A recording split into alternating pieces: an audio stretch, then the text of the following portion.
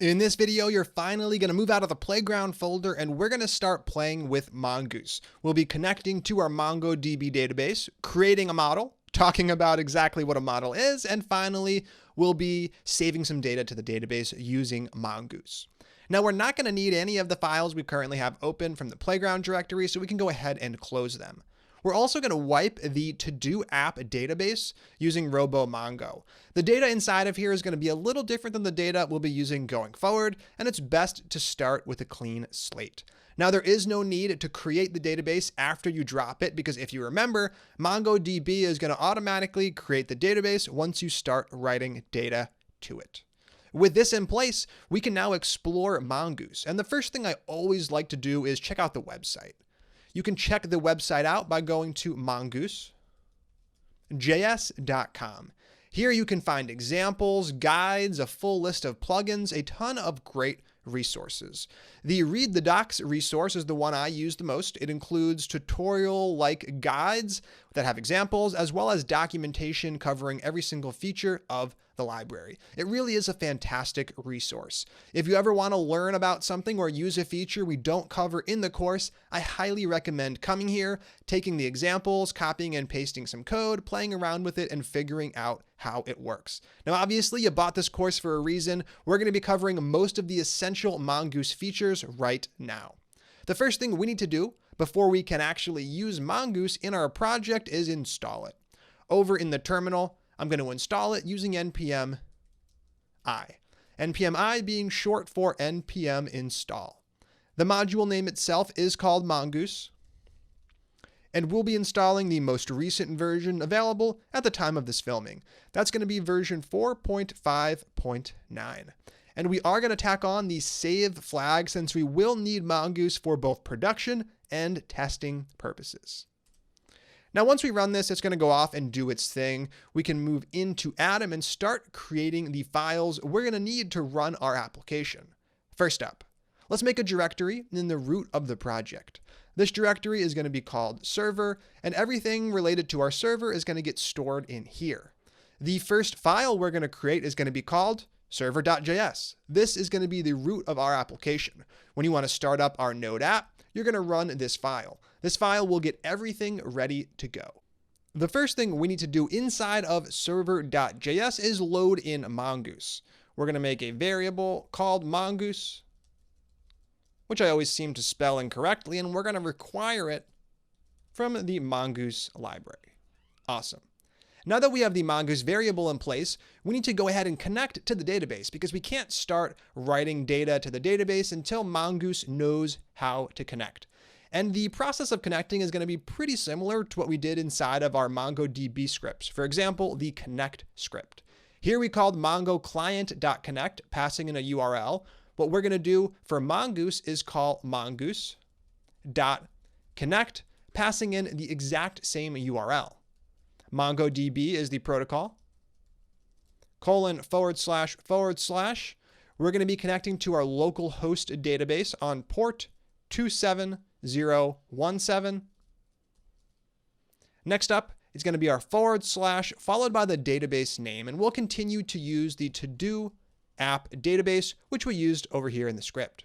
Now, this is where the two functions differ. The Mongo client connect method takes a callback, and that is when we have access to the database. Mongoose is a lot more complex. This is good because it means our code can be a lot simpler. Mongoose is maintaining this connection over time. So imagine down here, I tried to save something. Save new something. Now, obviously, by the time this statement runs, Mongoose Connect is not going to have had time to make a database request to connect. That's going to take a few milliseconds at least. This statement is going to run almost right away. Behind the scenes, Mongoose is going to be waiting for the connection before it ever actually tries to make the query. And this is one of the great advantages of Mongoose. We don't have to micromanage the order things happen in. Mongoose takes care of that for us. Now, there is one more thing I want to configure just above mongoose.connect. We've been using promises in this course, and we're going to continue to use them. Mongoose supports callbacks by default, but callbacks really aren't how I like to program. I prefer promises as they're a lot simpler to chain, manage, and scale. Right here, we're going to tell Mongoose which promise library we want to use. Now, if you're not familiar with the history of promises, it didn't used to always be something built into JavaScript. Promises originally came from libraries like Bluebird. It was an idea a developer had, they created a library, people start using it, so much so that they added it to the language. Right here, we need to tell Mongoose that we want to use the built-in promise library as opposed to some third-party one. We're going to set mongoose.promise equal to global.promise. And this is something we're only going to have to do once. These two lines, we're just going to put in server.js. We don't have to add them anywhere else. And with this in place, Mongoose is now configured. We've connected to our database and we've set it up to use promises, which is exactly what we want. The next thing we're going to do is create a model. Now, as we talked about, inside of MongoDB, your collections can store anything. I could have a collection with a document that has an age property and that's it. I could have a different document in the same collection with a property name. That's it. These two documents are different, but they're both in the same collection. Mongoose likes to keep things a little more organized than that. What we're going to do is create a model for everything we want to store. In this example, we'll be creating a to-do model. Now, a to-do is going to have certain attributes. It's going to have a text attribute. We know that's a string. It's going to have a completed attribute. We know that's a Boolean. These are things we can define.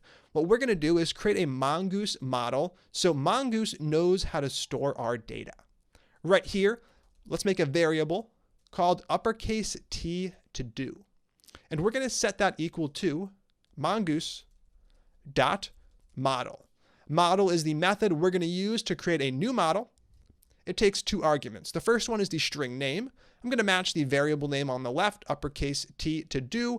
And the second argument is going to be an object. And this object is going to define the various properties for a model. For example, the to-do model is going to have a text property. So we can set that up right here. Then we can set text equal to an object and we can configure exactly what text is.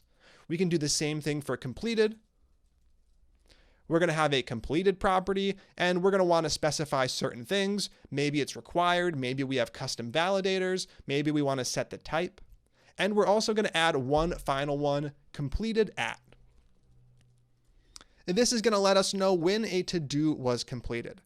Now, a created at property might sound useful, but if you remember the MongoDB object ID, that already has the created at timestamp built in. So there's no reason to add that here. Completed at, on the other hand, is going to add value. It lets you know exactly when you completed a to-do. From here, we can start specifying the details about each attribute. And there is a ton of different options available inside of the Mongoose documentation. For now, though, we're going to keep things really, really simple, just specifying the type for each. Text, for example. We can set the type equal to a string. It's always going to be a string. It wouldn't make sense if it was a Boolean or a number. Down below, we can set a type for completed. Completed needs to be a Boolean. There's no way around that. So we're going to set type equal to uppercase B Boolean. The last one we have is completed at. Now this is going to be a regular old Unix timestamp, which means it's just a number. So we can set the type for completed at equal to number. Excellent. With this in place, we now have a working Mongoose model. It's a model of a to-do that has a few properties: text, completed, and completed at. Now, in order to illustrate exactly how we create instances of this, we're going to go ahead and just add one to-do. We're not going to worry about fetching data, updating data, or deleting data, although that is stuff that Mongoose supports. We'll be worrying about that in the next videos as we start building out the individual routes for our API. For now, we're going to go over just a very quick example of creating a brand new to-do. I'm going to make a variable called new to-do, although you could call it anything you like. The name here is not important. What is important, though, is that you run the to-do function, which is right here. This is what comes back from mongoose.model as a constructor function. We want to add the new keyword in front of it because we're creating a new instance of to-do. Now, the to-do constructor function does take an argument. It's going to be an object where we can specify some of these properties. Maybe we know that we want text to equal something like cook dinner. Right here, we can specify that. Text equals a string cook dinner. Excellent. And now we haven't required any of our attributes, so we could just stop here. We have a text property that is good enough. Let's go ahead and explore how to save this to the database. Creating a new instance alone does not actually update the MongoDB database. What we need to do is call a method on new_to_do. That's going to be new_to_do.save. New_to_do.save is going to be responsible for actually saving this to the MongoDB database. And save returns a promise, which means right here we can tack on a then call, and we can add a few callbacks for when the data either gets saved or when an error occurs because it can't save for some reason. Maybe the connection failed, or maybe the model is not valid. Either way, for now, we'll just print a little string, console.log, unable to save to do. Up above in the success callback, we're actually going to get that to do. Right here, I can call the argument doc and I can print it to the screen. Console.log, I'll print a little message first, saved to do, and the second argument will be the actual document. And now that we have this in place, we are done. We've configured Mongoose connecting to the MongoDB database. We've created a model specifying the attributes we want to-dos to have. We created a new to-do, and finally we saved it to the database. I'm going to add a semicolon at the very end, and we're going to run the script from the terminal. I'm going to kick things off by clearing the terminal output, and we're running node. The file we're running is in that server directory, and it's called server.js. When I run the file, what do we get? We get saved to do, meaning that things went well. We have an object right here with an ID property as expected, the text property, which we specified, and this __v property.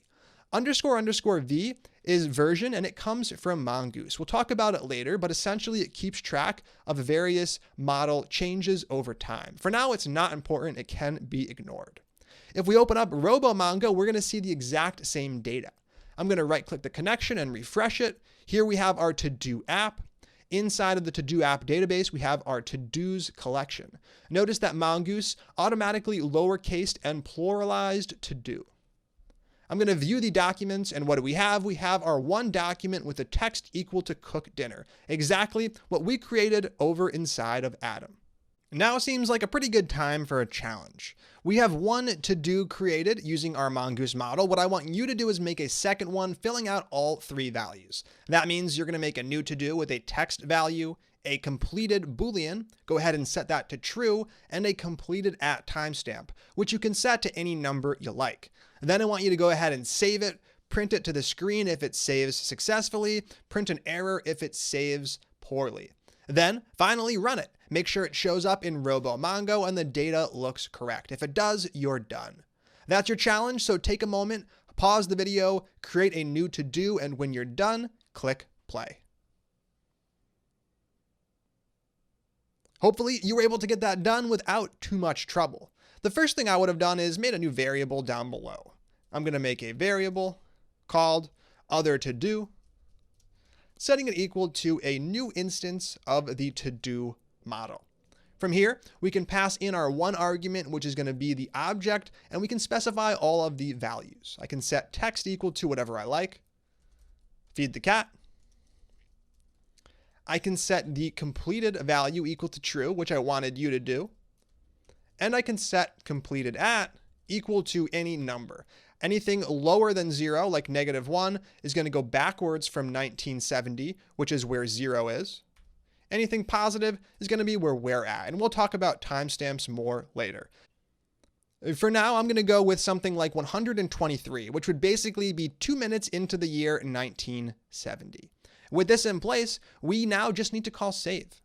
I'm going to call other to-do.save. This is what's actually going to write to the MongoDB database. I am going to tack on a then callback because I do want to do something once the save is complete.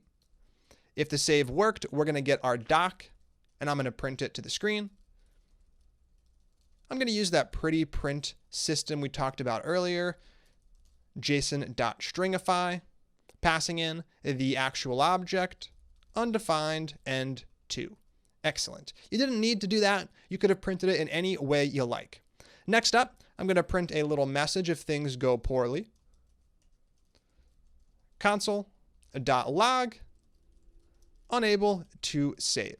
and I'll pass along that error object. So if someone's reading the logs, they can see exactly why the call failed. With this in place, we can now comment out that first to do. This is going to prevent another one from being created, and we can rerun the script running our brand new to do creation calls. Right here inside of the terminal, I'm going to shut down the old connection and start up a new one. This is going to create a brand new to do, and we have it right here.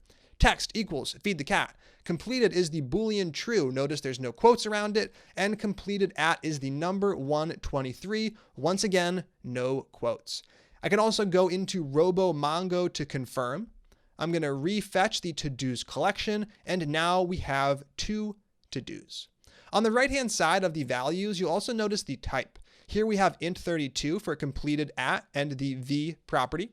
The completed property is a Boolean, text is a string, and the ID is an object ID type. There's a lot of useful information hidden inside of RoboMongo. If you want something, they most likely have it built in. That is it for this one. We now know how to use Mongoose to make a connection, create a model, and finally save that model to the database. Stay tuned. I will see you soon.